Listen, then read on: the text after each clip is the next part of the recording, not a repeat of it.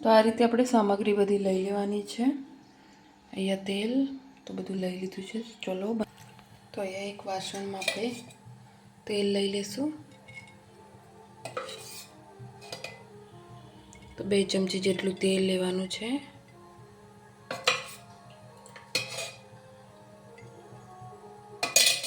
અને થોડી અડધી ચમચી, તો અડધી ચમચી જેટલું થોડુંક 2 ચમચી ને અડધી ચમચી તેલ લેવાનું છે। ત્યારબાદ આપણે એમાં મીઠો લીમડો એડ કરીશું।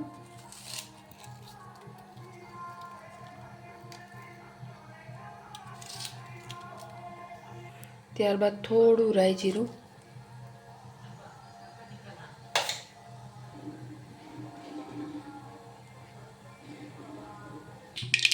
તો અહીં આપણું રાઈ જીરું સારી રીતે કકડી ગયું છે। ત્યારબાદ આપણે એમાં લીલા મરચાં અને લીલા ધાણા અને આદુ એડ કરી દઈશું વાટેલું।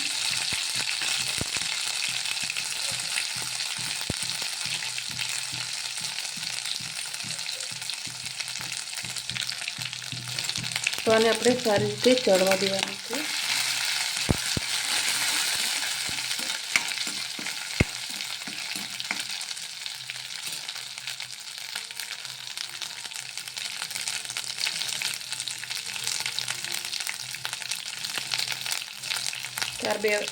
ત્યારબાદ એમાં આપણે મીઠું એડ કરી દઈશું સ્વાદ અનુસાર, પછી હળદર, ત્યારબાદ ધાણા પાવડર। હવે સરસ મિક્સ કરી લેવાનું છે।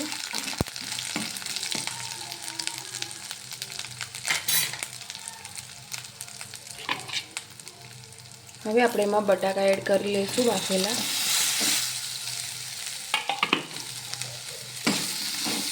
તો એને મિક્સ કરી લેવાના છે આ રીતે।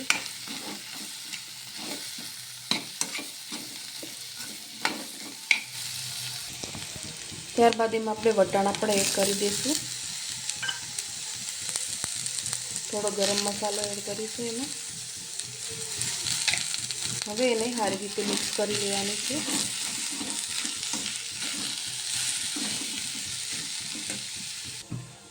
ફ્રેન્ડ્સ, તમે જોઈ શકો છો સારી રીતે મિક્સ થઈ ગયું છે। તો હવે આપણે આને બંધ કરી દઈશું ગેસને ને થોડી વાર ઠંડુ થવા દઈશું આપણે। ત્યારબાદ એમાં આપણે કાપીને ધાણા નાખીશું। ઠંડુ પડી જાય ત્યારબાદ નાખવાનું છે। તો હવે એને આપણે ઠંડુ પડવા દઈશું થોડી વાર। ઠંડુ થઈ ગયું છે, એમાં આપણે ધાણા એડ કરી દઈશું અને સારી રીતે મિક્સ કરી લેવાના છે। એને આપણે આ રીતે મિક્સ કરી લઈશું।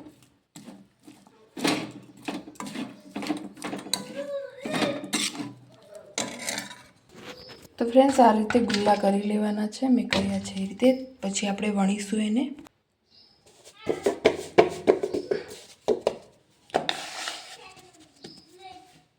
તો ફ્રેન્ડ્સ, આ રીતે વણી લેવાનું છે। ત્યારબાદ એને આપણે કટ કરી લઈશું વચ્ચેથી। તો આ રીતે વચ્ચેથી અહીંયા કટ કરી લેવાનું છે આ રીતે। તો આ રીતે 2 ભાગ પાડી લીધા છે। પછી એને આપણે આ રીતે વાળવાનું છે, આ રીતે સમોસા આકારનું। પછી અહીંયાથી જોઈન્ટ કરી દેવાનું છે થોડું થોડું પાણી લગાવીને। આ રીતનું બનાવવાનું છે। પછી એમાં આપણે મસાલો ભરીશું। તો ફ્રેન્ડ્સ, આ રીતે મસાલો ભરીને પછી આપણે એને બંધ કરી દેવાનું છે। તો એ રીતે મેં આ બધા બનાવી દીધા છે। તો હવે આ 2 છે એ પણ બનાવી દઈશું આપણે। આ રીતે બનાવી દેવાના છે સમોસા। તો આપણે સમોસા તળવા માટે અહીંયા મેં એક કઢાઈમાં તેલ લઈ લીધું છે। તેલને ગરમ થવા દઈશું સારી રીતે। તો મિત્રો, તેલ ગરમ થઈ ગયું છે, આપણે એમાં સમોસા એડ કરી દઈશું। સમોસાને તળી લઈશું।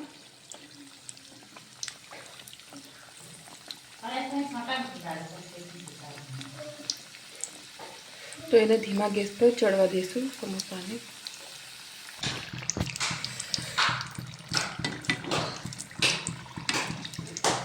તો મિત્રો, આપણા સમોસા બંને બાજુથી શેકાઈ ગયા છે। હવે એને કાઢી લઈશું આપણે।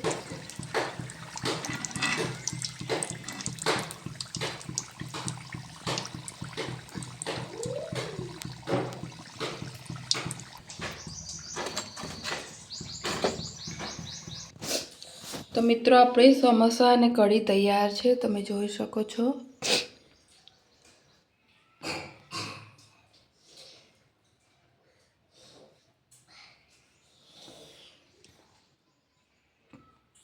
તો તમે આ વિડીયો એકવાર જરૂરથી ટ્રાય કરજો, આ રેસીપી।